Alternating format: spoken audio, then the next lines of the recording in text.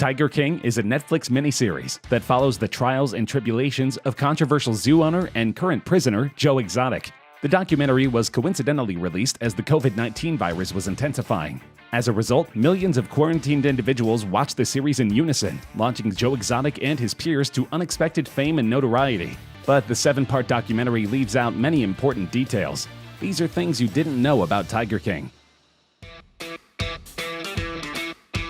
While Joe Exotic has become a household name from the Tiger King documentary, it was not his first brush with fame. He was featured on a 2011 program produced by famed British documentarian Louis Theroux. After the release of Tiger King, Theroux took to Instagram to share his experience with Mr. Exotic. The most troubling thing he said was probably that if the park went bankrupt, he would kill all the animals, Theroux commented. Describing the moment he first met the star, Louis thought Joe was a rather likable character and revealed it was hard to dislike the zookeeper. I warmed to him, and his ridiculousness was endearing rather than annoying. He added, still as awful as the practice is, and despite the many compromises and cruelties entailed in Joe's running of the GW Zoo, it was hard to dislike the man himself. Louis said maybe it was because he didn't hide many of his misdeeds, or take himself too seriously. The journalist described Exotic as an emotional dude, and said that he attempted to shut down the documentary a few times as he was worried about the angle filmmakers were going for. I recall he was crying and then he took off his mic at one point and stomped off, and then he came back, Theroux added. Theroux also says he finds it very unlikely that the allegations surrounding Exotic's rival Carole Baskin, that she murdered her husband and fed his body to tigers, are true. Joe Exotic is now serving 22 years in prison. He was convicted of falsifying wildlife records, violating the Endangered Species Act, and hiring a man to kill Carole Baskin, who was a rival that operated her own big cat animal park. The murder for hire was never completed, but Joe Exotic is still paying for setting it up. Now there's also the accusation that Joe Exotic faked cancer for a period of time. As revealed via Twitter, Joe Exotic once told people he was battling prostate and bone marrow cancer. This was accompanied by a photo of Joe Exotic with a badly scabbed face and an oxygen tube in a hospital bed, which he said came from Joe Exotic himself. According to Moore, the motive behind this was to make money, even going so far as to raise funds from fans on Facebook. In reality, Exotic never had cancer, but had actually been suffering from a prostate infection, dehydration, and a herpes outbreak. Joe Exotic does have a fairly lengthy list of supposed health issues. In a video posted to his own YouTube channel in 2015, Exotic refuted claims that he had tuberculosis, revealing he had tested positive, but further tests and scans revealed he was in the clear. In that same video, he discusses having CVID, a treatable immune deficiency, and that he had surgery for the aforementioned prostate cancer, but became septic afterward. The cancer claim remains unproven either way, but discussing health issues isn't uncommon for Joe.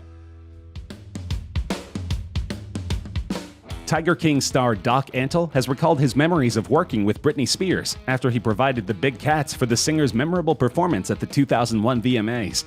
Antle, a prominent big cat trainer, made a brief cameo during the performance after Britney walked out from a cage in which he was sitting with one of the tigers. Following the meteoric success of Netflix's Tiger King, vintage photos began resurfacing, showing exotic animal handlers tending to an enormous chained tiger as a scantily clad Britney prepared to take the stage nearly 20 years ago. She was such a darling, totally just a fanatic person wanting a perfect performance, Doc told ET's Lauren Zima.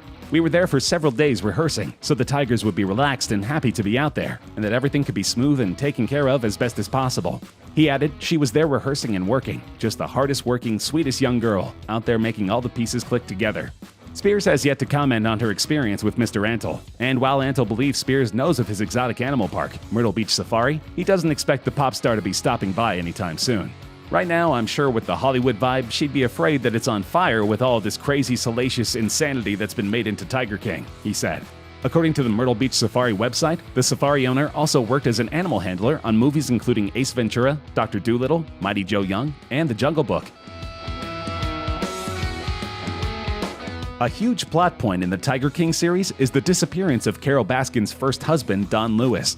In 1997, Carole's former husband Don Lewis went missing without a trace. He was 60 years old at the time. Carole reported him missing, and 2 days later, Don's van was found at an airport. In the wake of Tiger King's popularity, Carole hops online and denies claims she had anything to do with Don's disappearance, writing in a blog post, Tiger King has a segment devoted to suggesting, with lies and innuendo from people who are not credible, that I had a role in the disappearance of my husband Don 21 years ago. The series presents this without any regard for the truth, or in most cases even giving me an opportunity before publication to rebut the absurd claims. They did not care about truth. The unsavory lies are better for getting viewers. Sheriff Chad Chronister from Hillsborough County in Florida tells the New York Times that they still have Dawn's disappearance labeled a missing persons case, and that they don't have any type of evidence, not one piece, that suggests he was killed. Apparently, a sequel to Tiger King is already in the works, and it all centers on the disappearance of Dawn Lewis. None of the main characters in Tiger King came out in a particularly good light. Both Joe Exotic and Doc Antle appear to be hardened criminals, and many of their associates, like Jeff Lowe, seem like veritable psychopaths. But the jury is largely out on Carole Baskin. Many people believe she is a murderer, while others think she is innocent. She and her husband both released lengthy statements to refute the information included in the Netflix documentary. According to her husband Howard, the filmmakers approached the couple with the intention of making a big cat equivalent to Blackfish, the documentary about orca whales in captivity that led to a tangible backlash against SeaWorld. In reality, Howard said, their only goal was to make something as salacious and inflammatory as possible. Anyone who spends an hour with Carole would come away knowing she in no way had any involvement in Dawn's disappearance, and that the vicious rumors that were spread by his family are absolute nonsense, Howard said. Michael Jackson was known for his outlandish taste and interest in exotic animals, famously owning and traveling with Bubbles, his chimpanzee, for a period of time in the 1980s. The King of Pop also had his own private zoo at the Neverland Ranch, the inhabitants of which included tigers, snakes, and primates. Now it appears a link between Jackson and another wild animal enthusiast, Joe Maldonado Passage, aka Joe Exotic, might have been uncovered. Tiger King star John Finlay has claimed the alligators that perished in Joe Exotic's zoo fire belonged to Michael Jackson. Footage shown in the documentary sees Exotic discussing a blaze at his zoo. He said the animals involved were boiling alive in a towering inferno. Finlay said, "My favorite animals were the alligators and crocodiles. A previous manager had gotten Michael Jackson's alligators from the Neverland Ranch. We got some other ones from friends and stuff. They were the ones I really took care of most of the time." An easy highlight of Tiger King is the musical interludes with Joe's songs. Who could forget Here Kitty Kitty, about Carole Baskin feeding her husband to the tigers? However, it's all a lie. Apparently, Joe didn't write or sing his own songs. The illusion is shattered. TMZ reveals how Joe simply lip-syncs along to songs written and performed by the Clinton Johnson Band. Band member Vince Johnson told the site he's been inundated with calls since Tiger King soared to the top of Netflix's viewing charts, but as of yet, none have been from record labels. Sadly, the passing of Danny Clinton in October means the Clinton Johnson Band might never get to realize how famous it could have been. Johnson confirmed they'd recorded 3 albums before Clinton's passing, and no, not all of them are cat-related. He went on to confirm the band got brought into Joe's wild world to write a theme song for him, but inadvertently ended up sticking around and penning around 20 songs for the larger-than-life big cat lover. Saf Safari was the even-tempered manager at Joe Exotic Zoo, and the straight man to this cast of characters. Safari is introduced to us early in the series with footage of a brutal attack by a tiger after he put his arm in the animal's cage. Safari is given the option of 2 years of reconstructive surgeries or amputation, and he chooses amputation so he can get back to the big cats, which he does just days after leaving the hospital. In a statement to the Daily Mail in 2013, he expressed how he took full responsibility for what happened to him. "I broke protocol and stuck my hand in a cat cage instead of using the stick provided," the statement read. "The cat let go and pushed my arm back through the cage. The tiger was not aggressive toward me." On his LinkedIn page, Safari's profile indicates that he is still working as a Greater Wynwood Zoo park manager. Saf is transgender and no longer goes by Kelsey. According to Intelligencer, after his cub breeding program began, Joe set his sights on the biggest of the big cats. While visiting another zoo in 2003, Joe Exotic had his first experience with a liger, the result of breeding a tiger and a lion.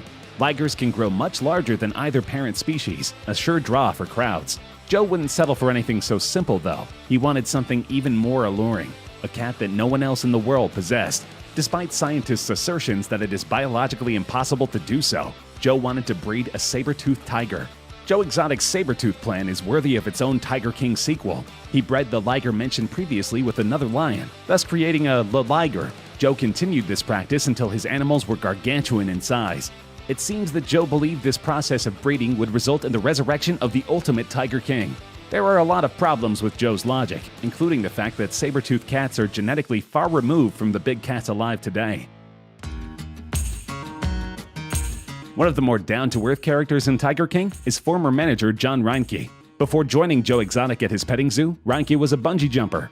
In April 1994, he was testing a bungee jump ride in Burke Burnett, Texas, when a pulley malfunctioned. Reinke fell a terrifying 55 feet. Not only did he bounce on landing, something that crushed his legs, he then landed on a 6-inch metal stake that pierced both his colon and stomach. He was stuck, bleeding heavily but still able to speak. I kept asking them to get my wife, Christy, but they wouldn't, he told the Oklahoman. If they had, I don't think I'd be here today. I was ready to tell her goodbye. Over the next couple of years, Reinke had to undergo more than 20 operations on his feet and legs and had to use a wheelchair to get around during that time. He learned to walk again after realizing he could move his big toe, but in 2006, surgeons had to remove his left leg, meaning he had to figure out how to walk on a prosthetic leg. Rebecca Chaiklin and Eric Good have found tremendous success with Tiger King, but they say that while filming, they were careful never to take part in tiger cub petting. They said that they witnessed the cubs being abused firsthand. The babies were pulled away from their mothers screaming and quickly became sick with ringworm and mange from being handled too much. According to PETA, the series largely skips over serious issues of animal welfare, including the horrors of cub trafficking and the problems with commercial cub petting attractions. It's important to remember that most animals used as photo opportunities for tourists are drugged to keep them complacent, and they usually have an extremely low quality of life. This includes primates, elephants, and of course, tigers.